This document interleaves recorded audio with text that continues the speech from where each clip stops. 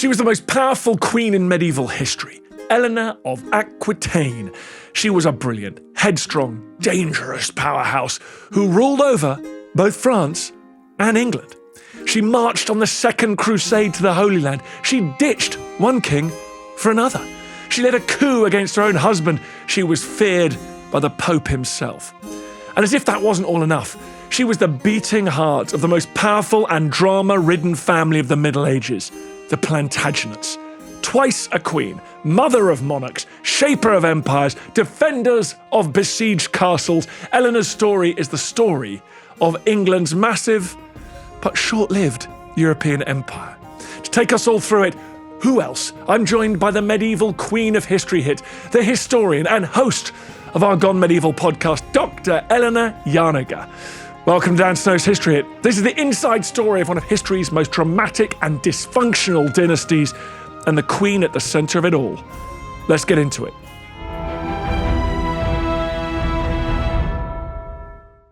Elena Janega, good to have you back on the podcast. Dan, you can't stop me. When you and I have done a lot of work together, but when we talk about Eleanor of Aquitaine, I feel that's when you hit your flow, because I think there's an affinity there. She's your kind of spirit animal. She is. Well, I mean, listen, I was literally named after the woman. Cool. I never had a choice in my destiny in anything that happened. And, you know, it's one of those things where I think once you're told from an early age, this is someone who is important in your naming. Yeah. Like, of course, I was going to become obsessed with her. Of course. My mother was reading a book about her when she was pregnant with me. Really? Yeah. So I was getting it through, baby. Well, now we're going to get the benefit of that. Let's talk about her birth. She was, from the beginning, was it clear she was someone's, but there was a lot riding on it. She was an heiress. Yeah, absolutely. You know, she is born into one of the most important land-holding families in France. So, you know, Aquitaine at the time, it's essentially all of southwestern France. Okay, so Aquitaine's a glorious place. Let's get to the maps here and have a look at where Aquitaine is. Let's zoom in on what is now France. Yep. We are talking what? So around Bordeaux, this area here, south and west. Yep. Right up here. Yeah. Ooh, and then almost like a nice little reach out to the Alps as well, I've always found. That's right. Yeah, it is kind of, it goes a little bit further east than you would think. And it goes a little bit further north than you would think. Okay. You know, when we tend to talk about it, we say, oh, southwestern France. But Poitiers, the capital, is actually really kind of central. Yeah. And so, yeah, I mean, culturally it is southern, but now you wouldn't call Poitiers southern France, I don't think. Okay. And the Kingdom of France is, so it's around Paris here. Yeah. And just kind of this like sort of roughly northeast France now, right? Exactly. And now this is an incredibly wealthy part of France. It's got incredibly important prestige. It is where Paris is, but that's about it. So she's born into this very particularized milieu, and it's also a little bit different from other places. Like up in northern France, they're a little bit more stodgy. Sure. They're a little bit more by the book. So she's born into a place where you also educate women. So people are really interested in bringing up this court culture and fostering it. So when she was born, she does have older brothers. She isn't meant to be the heiress, but you know, they die in that way that children do in the Middle Ages. And her dad is just kind of like, oh yeah, okay, great. Well, I guess it's you now. You'll be the heir. And there isn't even that much of discussion about it. It's just sort of like, yeah, of course a woman can inherit. And let's quickly talk about France. We think of it as a state today. It has a kind of coherence we're really familiar with. What did it was part of France, but was her dad, was he effectively independent? Was he running his own show? Yeah, I mean, what we have to understand is that, you know, kingdoms, it's a lot looser in the Middle Ages than it is now. Yes, there is a king of France. He essentially rules Paris. Okay. Which, like, do not get me wrong, that's a really nice spot. Yeah. It is the biggest city in Europe. There's a ton of money in that racket. But you also have particular vassal states underneath you, right? And so that means that Eleanor's father is a vassal to the French king. And what happens is basically when you get a new king, you've got to go, you have to kneel before them, go like this. The king will take your hands in his and say, oh yeah, you're my vassal, great job. But what that means is that you have to kick some taxes up to the king. And if the king decides that he is going to go to war with someone, then you owe a certain number of troops. The king doesn't oversee the courts in your land. He doesn't get to necessarily push you around that much. Individual nobles are incredibly powerful. And this is something that will come up, in a lot of places, including England, right? Like under Eleanor's garbage son, John, when he tries to like push the envelope too far here in England and you get Magna Carta. Everybody understands that nobles across Europe have rather a lot of power in their own localities. So if you're living in Aquitaine, you've got a different language to the French, you've got a different culture, you look up to the Duke of Aquitaine. The King of France is a sort of not a huge character in your life. So, you would kind of feel sorry for him because you're like, damn, that must suck. Yeah. It's like when, on paper, he's the king of everything. Yeah, but what? Like that's like they've got a couple of nice palaces up there, and they do get to kind of dangle the "I'm the king" over you, but that's essentially what they've got. You are down in Poitiers, you're speaking Occitan, you're hearing the best music that Europe has to offer, and you are living the life fundamentally. And if the King of France, like, I'm going to send an army into Aquitaine to go and arrest this guy, the Duke of Aquitaine just laughs. Oh, absolutely no not. It's like, cute. Yeah. That's real nice. Okay. You just wouldn't even have the ability to do that. You need to get the Duke on side. Okay, and that, I guess, brings us neatly to the point that the King of France is desperate to marry Eleanor. Yeah, goddamn because right. that brings Aquitaine in a real sense into that royal family, not just in that vague sense, but like, let's bond two people. The Prince of France, the heir to the throne of France, and Eleanor together. And then from then on, those lands will actually be part of that kind of royal French kingdom. Exactly. So, when Eleanor's father dies, she becomes the hottest ticket in Europe. And basically, the king locks that down immediately. He's like, oh, that's great. You're going to marry my son, Louis. They're all named Louis. We're in the very deep Louis period of time. Let's just say that. And so he, it's basically within days. And there is a real danger here because if you can kidnap Eleanor and marry her, then you get hold of all this land. So the French king is like, we're not playing that game. She's marrying my son. But one of the things that they do manage to negotiate here, which is quite interesting, is Eleanor is able to say, well, these are my lands until such time as I give birth to a son. Oh. And then my lands will pass to my son. And so as far as the King of France is concerned, she's like, oh, well, that's kind of fine. Because it'll be my son as well. Yeah, exactly. So they'll be like, that's my grandson. That's great. It brings it under the auspices of the French crown eventually. But it doesn't quite work out like that for Eleanor and Louis. Okay. So, in the first place, Eleanor kind of gets up to Paris and she's like, wow, you live like this? Yeah. Like that. This is crazy. Louis, the Dauphin, is by all accounts quite a boring guy. And what age are we at the moment? We're teenagers. Okay, so Louis is boring. He's boring. He's a little bit wet. Yeah, and he's like really religious. Like he really, really buys into it. That's his whole thing. And it takes a long time for Eleanor to get pregnant. As a result of this, now that might just be that, she's quite young and these things are difficult. It might be that Louis is too busy praying. We don't exactly know. There are a lot of days if you're being strictly religious, there are a lot of days in which you're not supposed to have do sex. it. Yeah, exactly. So, I would probably argue that it is just quite difficult to get pregnant if you are doing everything correctly. Okay. Right? You're not allowed to be shagging on a Saturday, for example. No Saturdays? So, no Saturdays, no Sundays, no Wednesdays, no Fridays. Wednesdays. Because Wednesday's a confession day. Is it? Yeah, so, and even if you're not confessing, you can't be going doing all that. Friday, again, confession day. Saturday, you're still going to be too turned on when you're in mass on Sunday. Right, you're building up to mass. Yeah, so you gotta, basically it's like Mondays or nothing. Mondays. So, it's one of those, not during Lent, not during Advent, blah, blah, blah. Okay. So no Advent either. No Advent. You're supposed to be thinking about the end of the world. So it's difficult. So they don't have, they have any kids? They do eventually have 2 daughters. Okay. And so that, eventually we prove that Eleanor can get pregnant, but the sons simply aren't forthcoming. But by this point in time, the marriage is incredibly rocky anyway. Right. Louis is kind of an idiot. He's constantly getting in fights with the church. He wants to put key figures in positions of power. He wants to choose bishops. The church is less keen on that. Just classic medieval stuff. Oh, God. Classic. It's just the thing that is done at the time. So Eleanor often has to intercede. She's got to go do incredibly funny things with Saint Bernard of Clairvaux, who is working for the church at the time. Like she has to kind of go in and pretty cry in front of him, being like, oh, my husband, he just doesn't listen to me, and I'm just a girl, and kind of like she basically has to iron all these things out, which is classic queen stuff. So she's highly educated, and she's playing a part in the politics of France already, no question. Obviously, yeah, right. So she's an important political figure. Okay.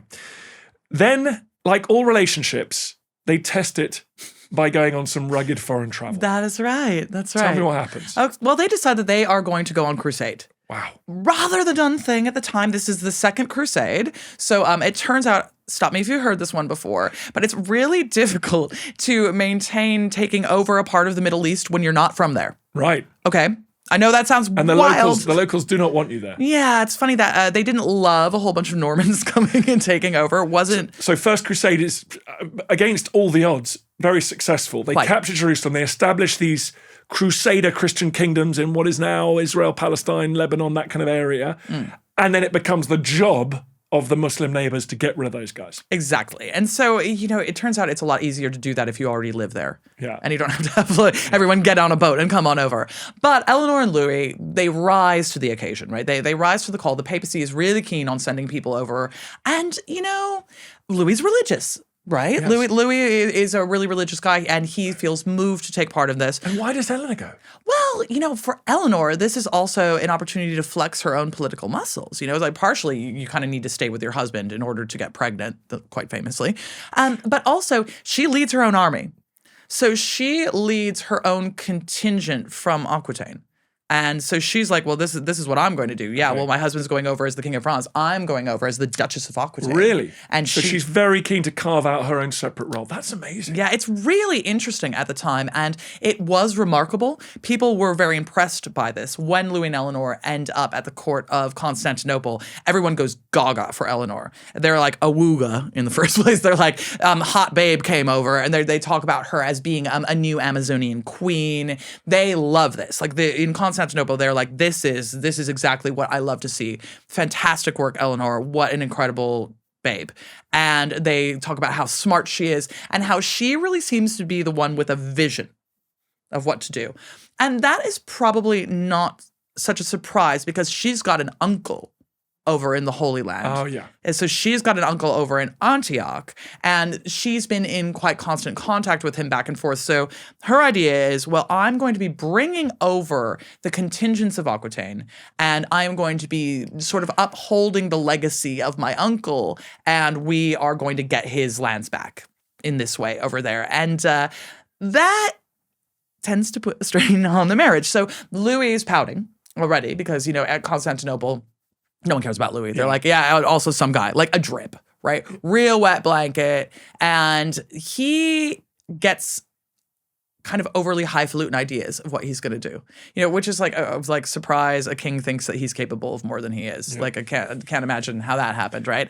But, Eleanor is kind of like, let's go see my uncle Raymond. We're going to take back Antioch, and then we're going to assess the situation and see what can be accomplished. Louis is like, oh, we're retaking Jerusalem. Right, interesting. That's what we're doing. Okay. And it's just not feasible with what they have got going.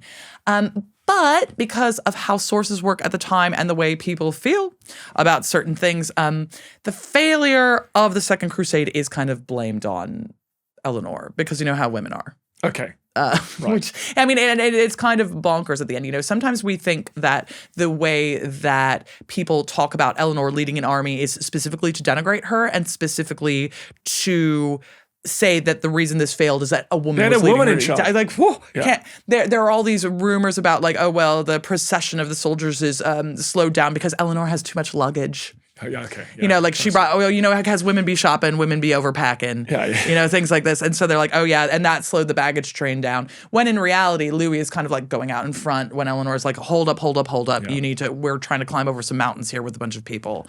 And essentially the army gets routed. They're split into too many pieces and nobody knows what they're doing, right? Because this is always going to be the trouble with crusade. If you genuinely believe in your heart that you've been called by God and you are blessed by the oversight of the Lord, the idea that you could lose a battle is a little bit more difficult, right? Okay. And so the Crusades are a disaster. We shouldn't be super surprised by that because there were about 8 or 9 crusades and 7 or 8 of them were disasters.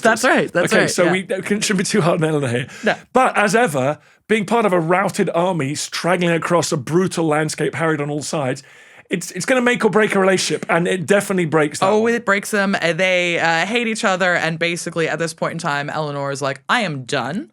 We're going to get back to wherever it is we need to get to in Europe, and we are getting divorced. So she begins to write to the papacy and says, wow, it's crazy because this guy's my cousin. Yeah. And which he is. He's like her second cousin, right? It's pretty, but gosh, everyone who's royal or noble in Europe is a second cousin, third cousin, and this will go on for quite some time. So it's a good, easy get out clause. Yeah, exactly. And so, and, the church doesn't love this because the church doesn't love divorce. But on the other hand, Eleanor is a force to be reckoned with. If she's sort of asked for this thing, then fine. There aren't any sons yet.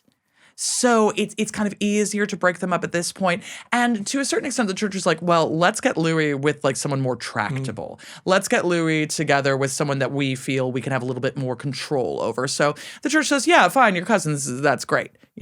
So they get back to Europe after quite some time. They are blown off course by ships. They divorce. And the first thing that Eleanor has to do now is get hold of a new husband. Because there are multiple kidnapping attempts on her when she gets back. Because people are like, I will take the largest landholder in France. Thank you very much. I will forcibly marry her against her will. Yep, don't care about that. But Eleanor's got a plan, right? And Eleanor's plan involves a young king named Henry. And this is a thunderbolt. This is one of the biggest blindsides in medieval history. It is absolutely wild because Henry is a teenager, right? And Eleanor is in her later 20s at this point in time. And so Henry is a teenager. Uh-huh. He is also the hated King of England. That is right. But, Eleanor doesn't want to be not a queen. Come on. And also, Eleanor hates her ex. Yeah. And so it's like she kind of goes out of her way to find the person that would piss Louis off the most. And she knows Henry has the hots for her because they've met on several occasions before, doing queenly, kingly things. And he was very clearly like a wooga at her. So, this is the equivalent of like the pinup you keep on your wall as a teenager saying, hey, you want to get married? It would be like if Sydney Sweeney asked a 16-year-old boy to marry her now. Yeah. Right. So he is like, hell yeah. Let's get this done immediately, and they marry, and there isn't really anything that anyone can do about it. Ironically, Henry and Eleanor are more closely related than Eleanor and Louis were, but Eleanor wants to do this, so it's kind of fine. So the woman who was Queen of France ditches her husband and marries the Queen of England. Astonishing. But even more astonishing, in doing so, she takes with her all of her own land to add it to those of her new English husband. Exactly. There were no sons. There were no sons in her marriage to Louis. And so all of those lands revert to her. Now, Louis is fuming. He is absolutely fuming. But there's also nothing you can do because it's very difficult for us to kind of understand now. But what Henry controls and what Eleanor controls is like most of France. So, Eleanor, let's get back to the map here because this is so important. This is the marriage, a love match, but also one of the biggest power hookups in history, right? Because England ends up with this vast empire. Eleanor and Henry end up with this vast empire. So talk me through the Plantagenet lands in, England and Wales we've got. Yeah, we've got England and Wales. So basically... it's lots of Wales is independent, but like there's little encroachments here. Okay, here we go. Obviously the Welsh are not happy about it. There is some ongoing tit for tat. But for the most part, the English are subjugating them at the very least. They are. And in fact, they've Henry would have argued he's overlord of Scotland as well, but I won't colour that in because I don't want to set fire to my mention.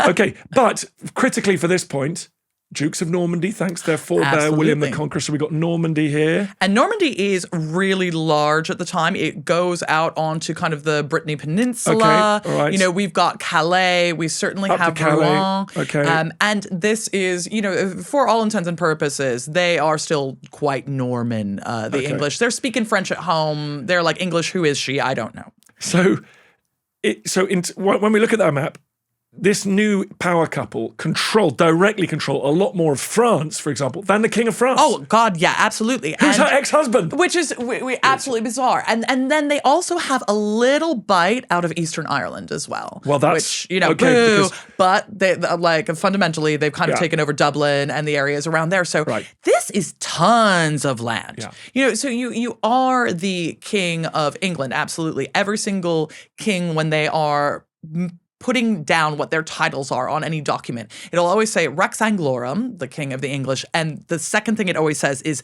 Dux Normanorum, and the Duke of the Normans. And then now Henry can slap Dux Aquitanorum as well on there. And this is a huge amount of land. It's such a large amount of land that, as you've already mentioned, we now tend to refer to this as the Angevin Empire. Because these are wildly disparate groups of people who speak different languages, have different cultures, really see the world in differing ways that are all controlled by one family. Yeah. And long-time listeners and viewers of this podcast will know that I am very nostalgic for the Angevin Empire. Me too. I would love to live in a country that stretched from the wilds of the north all the way down to La Rochelle, down to the Pyrenees. We could just travel around. Anyway, I won't get stuck. Listen, the beer is great up north. The wine is great down south. I got everything. The crack is altogether mighty, so it is. Yes. I think that we will all find. So you've got some of the best cultures in Europe hanging out and doing their thing. And this couple are now ruling over the Angevin Empire, and also another maybe a tough hit for their ex-husband. Eleanor has lots and lots of kids. So many kids. Lots of lusty sons. Oh my goodness. So that Louis is absolutely fuming because basically the kids start coming thick and fast. She immediately has several sons. So we get 3 sons basically right off the bat. So she's got 2 daughters with Louis. So she's got these 2 daughters. And now, unfortunately, because of the way that divorce works in the Middle Ages, they stay with their father. They are French princesses, to be fair. So obviously they are going to be brought up at the French court, most Frenchly. They do stay in good contact with their mother. They have a lot of letters written back and forth, and we do know that is a relationship which is sustained, but they're never going to live with their mother at court again.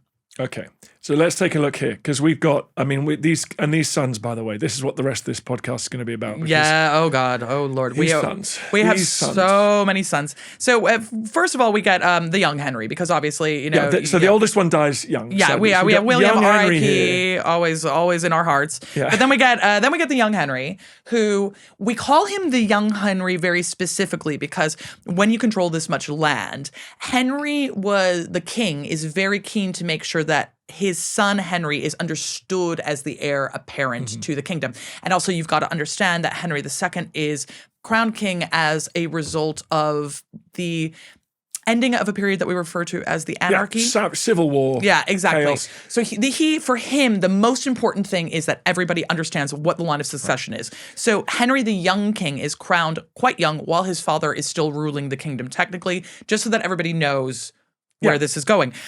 He's like a pretend king. He's got a court but he doesn't actually rule anything. Exactly. Glamorous guy. Yeah. Hot, good at jousting tournaments. He is like, he is very much, I liken him to kind of like a rugby boy now. Yeah. Where like his thing is jousting. He's doing the circuit around Europe. Everybody loves him. Everyone loves it when the young king shows up. He's a real glamorous sort. Rides with a pretty strong crew, best buddies with William the Marshal. That is right. So he spends rather a lot of time with, the French princes and these sorts of things. And so he's actually not bad at playing the political game with other people at his level. But, his father is actually rather a good king. So he doesn't have a whole lot to do around the shot. Space. Yeah, exactly. So then we then we got Richard over here, surviving son number 2. That's right. Nickname the Lionheart. Coeur de Leon, one of our worst kings, but we don't need to come into that. Yeah. But kicks ass. Oh yeah, and so he is very much a mama's boy. He is Eleanor's favorite by all accounts, and he is very specifically raised as though he's going to take over Aquitaine. Okay. So he is with his mother constantly. He is often down in Poitiers. She likes staying down there, does she? Yeah, she does. So she's back and forth, but a lot of the time she's in Poitiers. Yeah. And who could blame her? Who can blame her? Who can blame her? Yeah. So he is very much raised to understand that he is going to take over Aquitaine when the time comes. So he is very much raised in this particularized position. And that involves just fighting all the time because those nobles down there are wild. Oh, right? they are fractious. And obviously, now that the French king is not married to Eleanor, there is rather a lot of attempting to kind of bite into the land. So there's a lot of back and forth who owns what castles. Nobles switching sides. Exactly. So while Henry is being glamorous, Richard's actually doing the job. He's rule. Okay. We also shouldn't remember they have daughters, all of whom make very advantageous marriages. This is a serious. People talk about Queen Victoria, grandmother of Europe. I mean, Eleanor is absolutely doing that in this. 100%. And by all accounts, all of her daughters are really on top of it. Okay. These are incredibly bright women who go on to be incredible rulers of their own domains. Holy Roman Empire. Oh God, yeah. They're marrying into Spain. They're marrying into the Holy Roman Empire. They are doing really great things, and they're all quite clever. So forget Victoria. This is the real grandmother of Europe. Absolutely, yeah. Okay. Yeah. We get son Geoffrey here, who again is parceled out a little bit of this big empire as well. Yeah, absolutely. So Geoffrey is also kind of being trained to understand that he is going to be more involved in like Normandy, for example. So, we have to understand that, primogeniture exists, this idea that like, you inherit your father's lands, right? But also there's limitations to that. The Angevin Empire as a concept is incredibly new. You're not just going to hand it all to Henry. You're not just going to say, oh, here, go ahead and take it. They're like, to be fair, this is rather a lot of land to keep together. It's too unwieldy. Yeah, and this way, it's hoped that maybe your sons won't be at each other's throats. Here's your land, here's your land. Good luck with that. And fundamentally, like Normandy, that's not bad, right? We love to see it. So, and that includes, as you say, Brittany and stuff. Now, we come with enormous reluctance. We come to this young gentleman here, John. Prince John. Yeah. Lackland. Now, this is... soft sword. Well, we'll get to soft sword. But he lacks land because he doesn't get anything in this big... No, he's too young. He's sort of come along a little bit too late. I mean, this is son number 4 that they've got, and he's kid number 8. This is, it's just like a whole handful of kids, So as a result, they don't really know what to do with him. Now, he's Henry's favorite. Yeah, which that's where the problem. This is where the problem lies. So he kind of goes around with his father all the time, and we've got the derogatory Lackland for him. But also, one of the things that we know is that this causes a lot of tension with people because basically Henry will show up with little John in tow, and he'll say, "Oh, nice land you got here. Be a shame if someone's son inherited it." And so he's kind of constantly biting off smaller pieces of other people's lands to roll over to John and turn into something. And now, if there was any justice in this world, which there is not, that is the end we would ever have heard of young Prince John, 8th kid, one of the old royal also-rans. But sadly, you'll be hearing a lot more about John as this conversation goes on because there is no justice in this world. No. The empire is unwieldy, right? Yeah. These sons, they rebel against their dad. They absolutely do. And so by the time that John is born, Eleanor's done.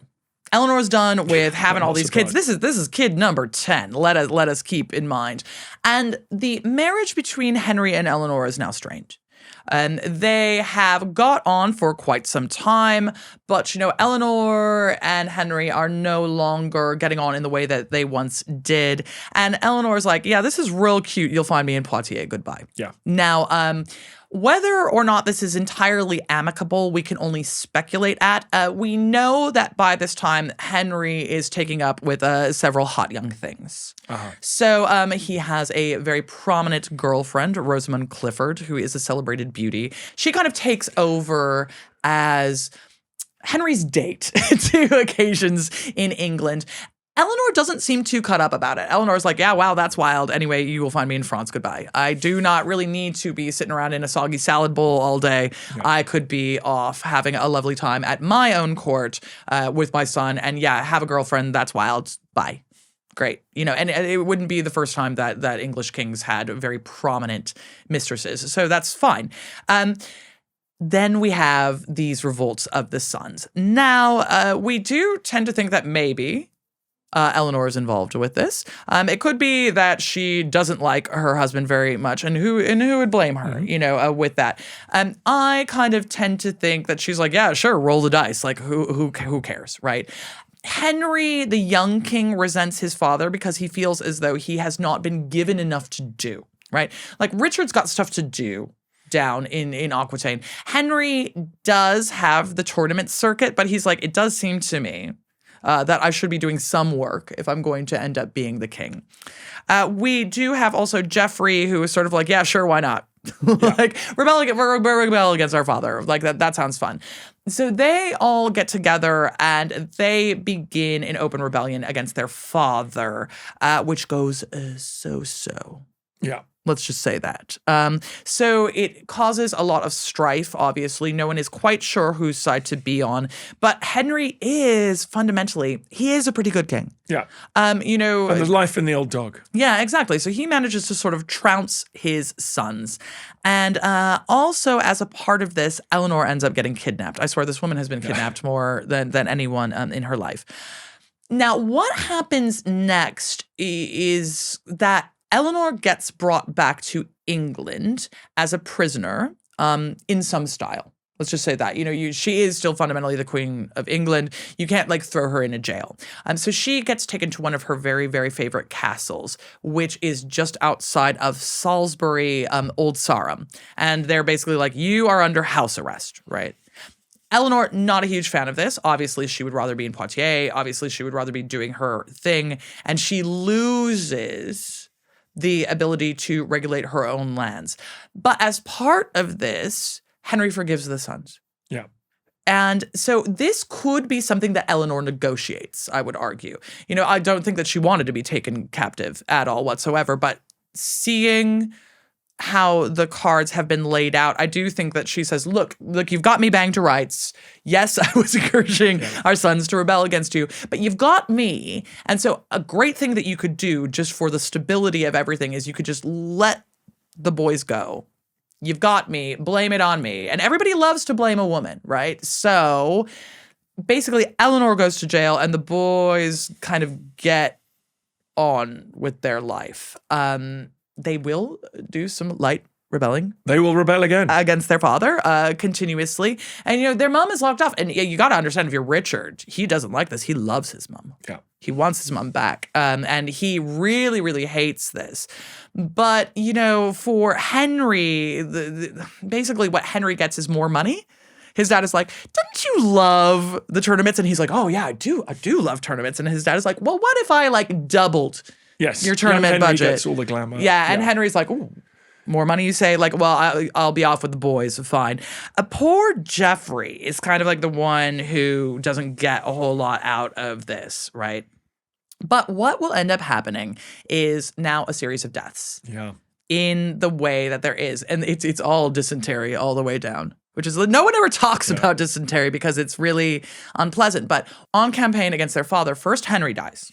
Henry the young king dies. R.I.P. to a real one. Yeah. I think this is a really interesting sliding doors moment. Yeah, I think it is. I really wonder what it would have been like if he'd managed to take over. But the dysentery will get you. Wash your hands, boys. Do it. And Henry V, he washed his hands. None of us would be in this mess. Exactly. Anyway, okay. So Henry first gets taken out. That leaves Geoffrey. Yeah. Geoffrey's still rebelling against his father. Because Geoffrey is like, well, I don't see any reason to stop this. He gets dysentery. Yep. This is a really sad one because his father is on campaign against him in the French lands at this point in time. And he writes to his dad and says, Dad, I'm on my deathbed and I'm really sorry about all this. And I just want us to get right before I die. Henry thinks it's like a trap and doesn't go to see his son, and so Geoffrey dies. And I find that really quite heart-wrenching because we do have the correspondence where he's like, I just want to see my dad one more time. And this is the weird thing. This is not like a family of people who are rebelling against each other but actually have there's a real humanity. Like when they get back together after these bouts of rebellion, they seem really happy, don't they? Like it's a genuine family. Yeah. And yet they're going after each other. It's weird. I tell you what, like money messes people up. That's all I can say about it. More money, more problems, lads. Yeah. And so at this point in time, that means that now the crown has passed to Richard, which nobody saw coming. Yeah.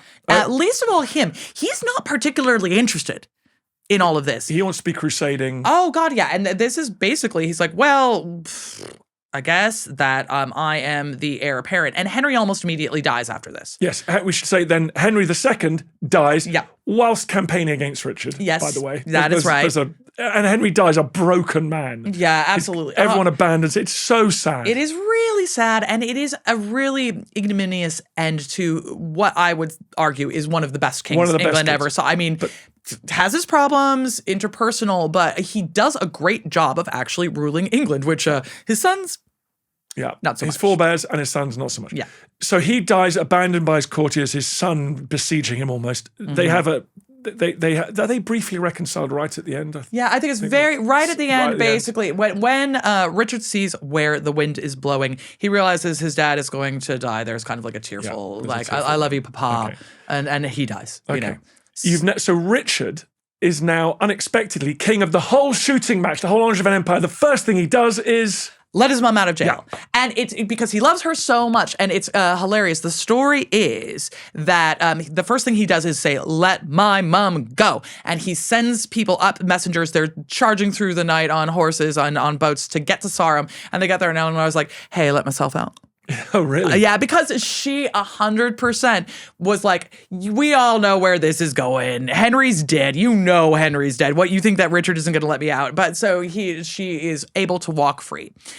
Now what Richard decides to do is go on crusade. He's always wanted to go on crusade. He, has grown up at his mother's knee, sort of hearing about this, and he is a real guy's guy. He likes being on campaign. So I've heard. A by king. This is like, well, listen. They're the rumors. These are the rumors, right? So we know that he has some illegitimate children, so can't be disinterested in the ladies. But, he's not disinterested in the guys either. And, I simply love to see it. I love to see, he's just got some very close friends who he's always on campaign with. And, baby, help yourself.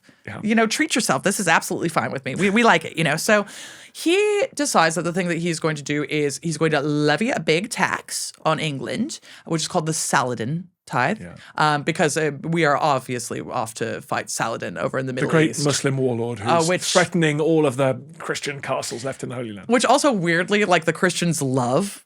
It's the strangest thing. It's like they've got this real love-hate relationship with Saladin. They're like, oh, well, we really should be controlling the Holy Land. But they're like, oh, isn't he great? Yeah. We're a very, very romantic figure, Saladin.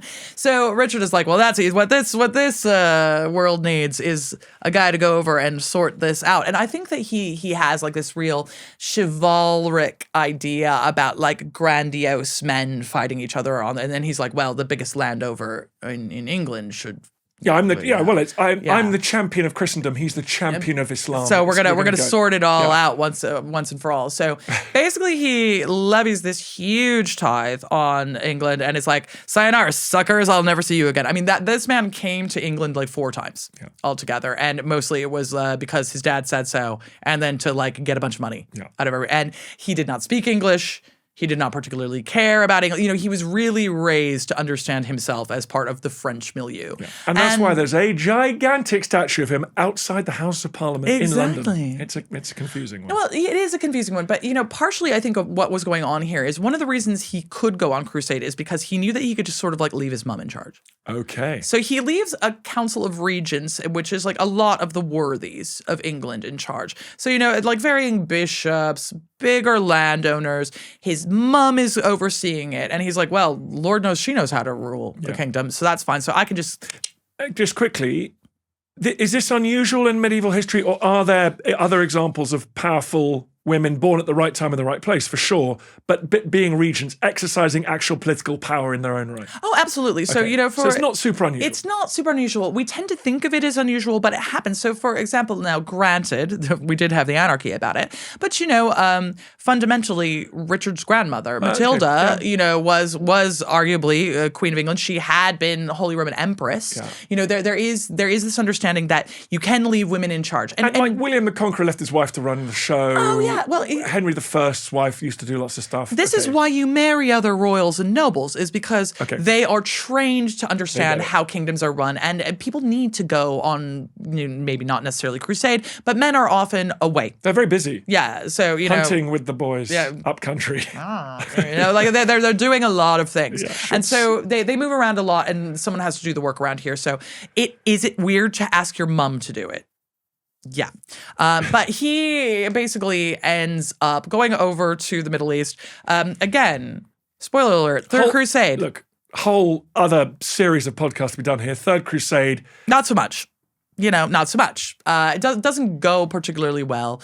He ends up getting married sort of as he's on his way over, because his mom is like, listen, I understand that you're not particularly interested in being the King of England, but you are, and we're going to need some kids out of you. So here's your wife. And he's like, wow, that's crazy. Anyway, bye. Like, I'm off to the Holy Land.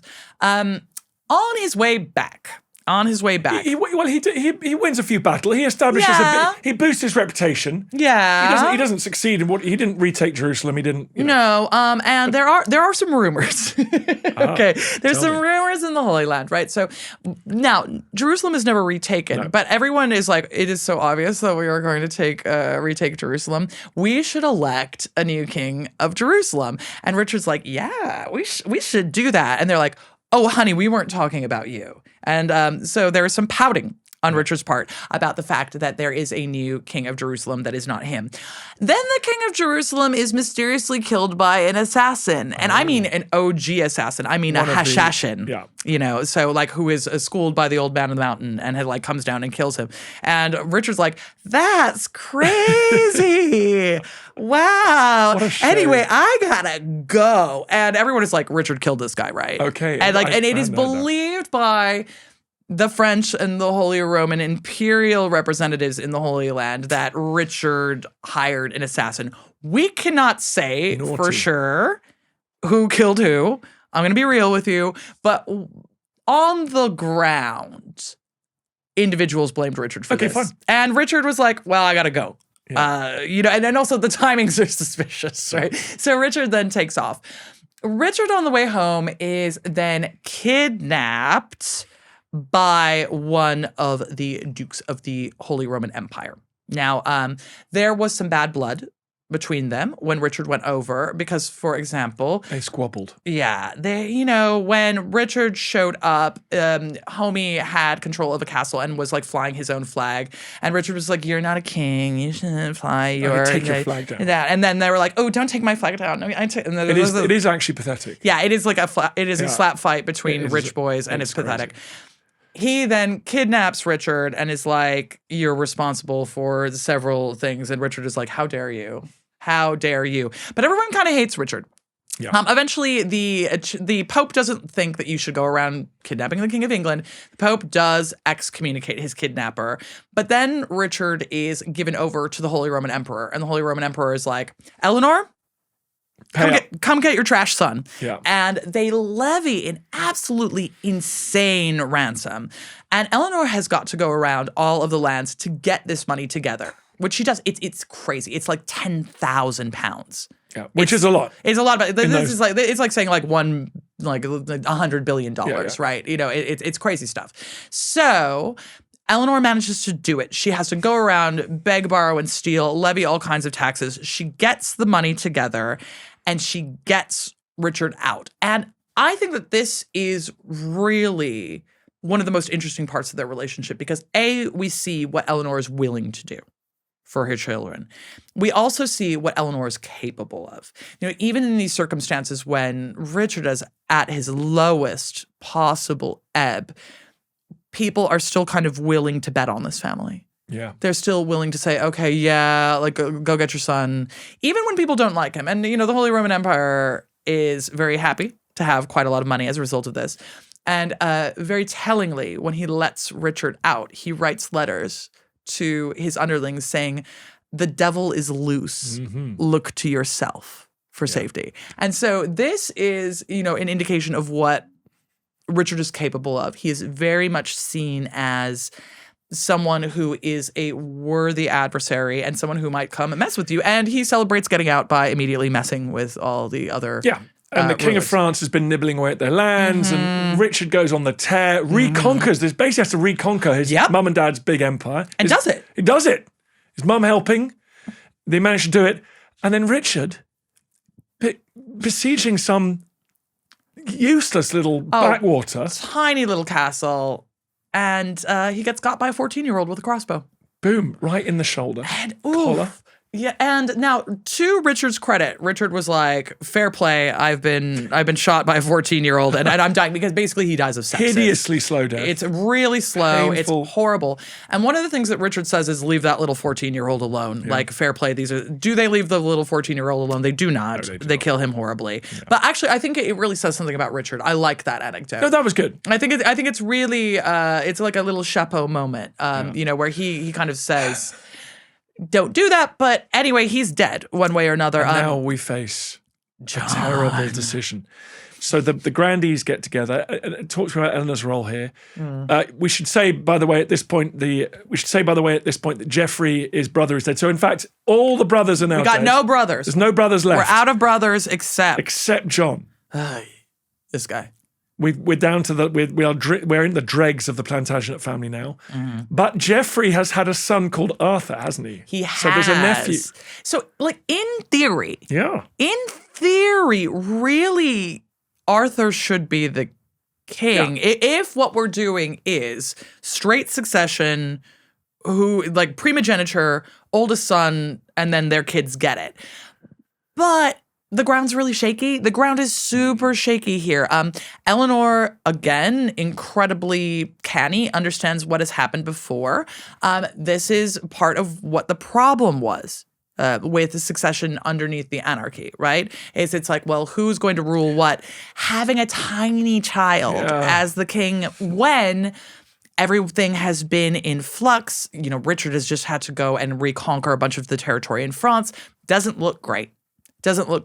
So instead, they decide to roll the dice and put John, who is an adult, on the third. And, like, this is what's going for him. Yeah, he's an adult. He has his mom and dad's blood in his veins. He's an adult, and he can breathe. Yes, that's really it.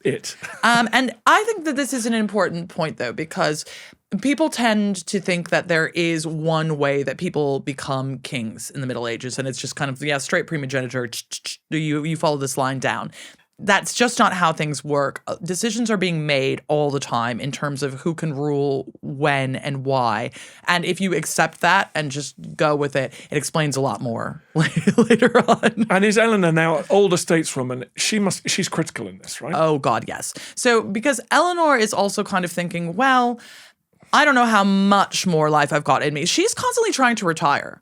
She is constantly trying to go away to the convent that she wishes to retire to and kind of like being like pulled back in, so she's really frustrated by this. And I think one of the things that goes on here is that Eleanor doesn't necessarily trust Arthur's mother to be the queen regent.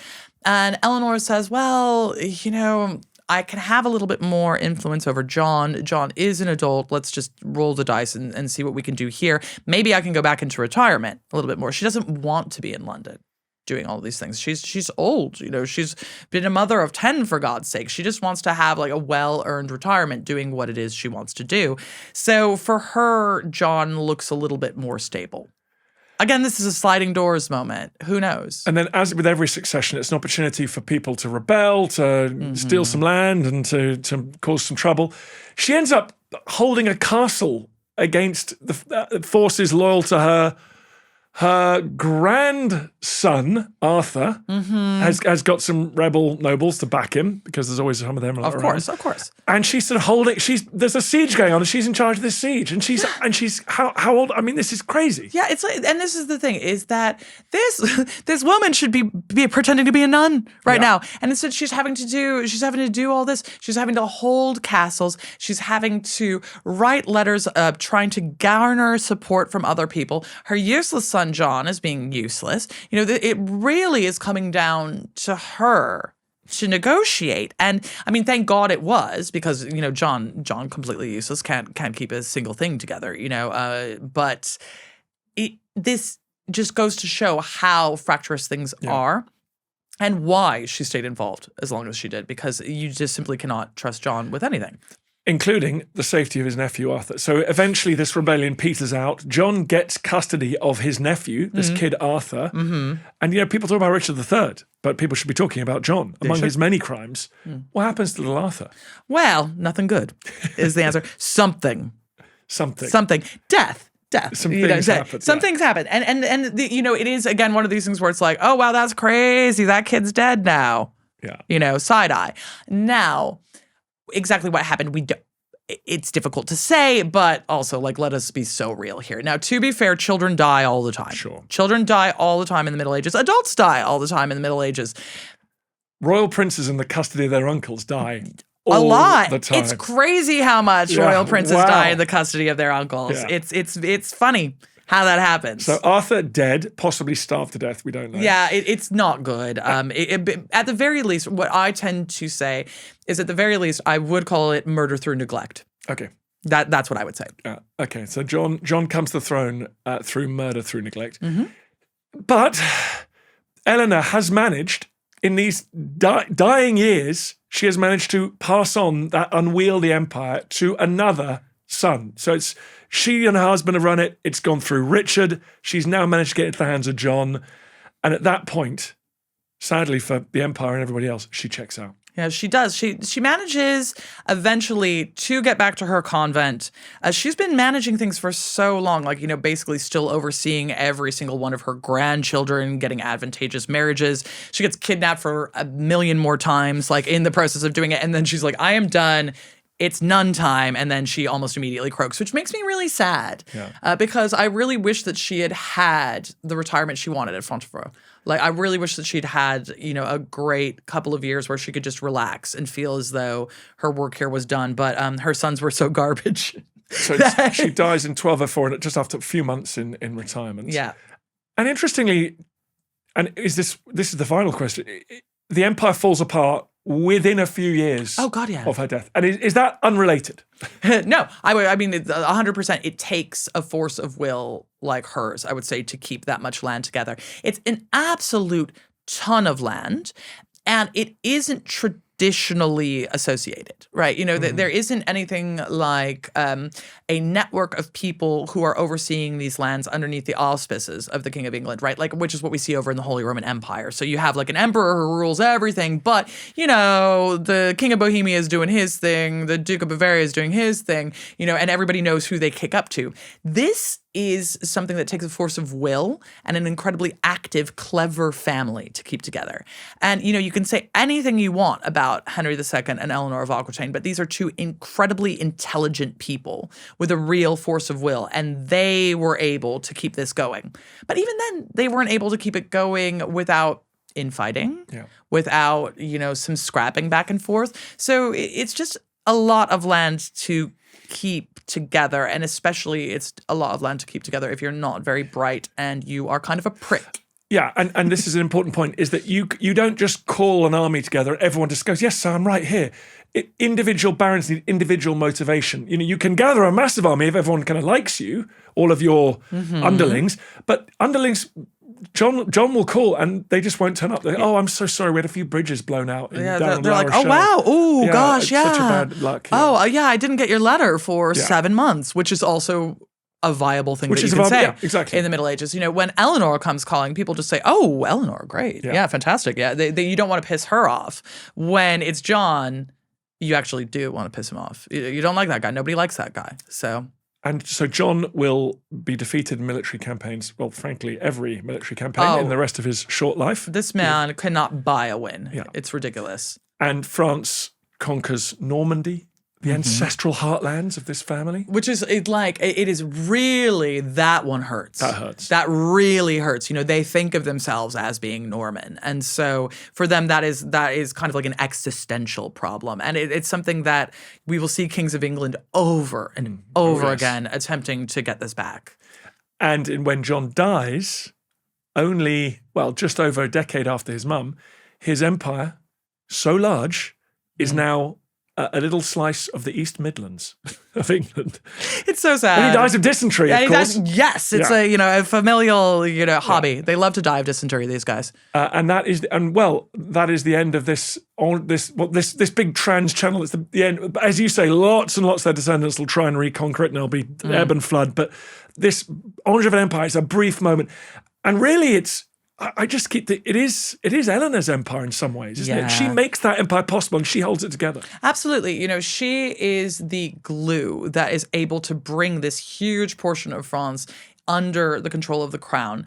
And it's her political nous that really allows her to do that. She understands not just how French people work, but how people in Aquitaine work. She has really close connections with her northern family in France, her mother's family and the people who were kind of local around there. So she understands how to play people off against each other. She is very involved in English politics. She understands what makes the varying nobles there tick.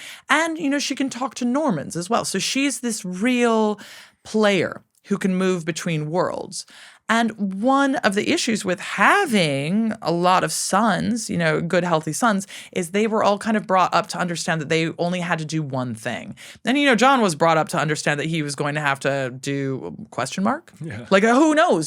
So, I mean, to an extent, it isn't surprising that he was such a bad king because he was not really brought up to be one. He never had the education to do that. So, it's a story that would differ if these men had managed to live. And I do think that they were doing the right thing. I do think that, understanding you have this many sons and someone's going to have land, it was smart to kind of try to parcel things off. But, who would know that you were only left with the runt of the litter, Left with the worst one.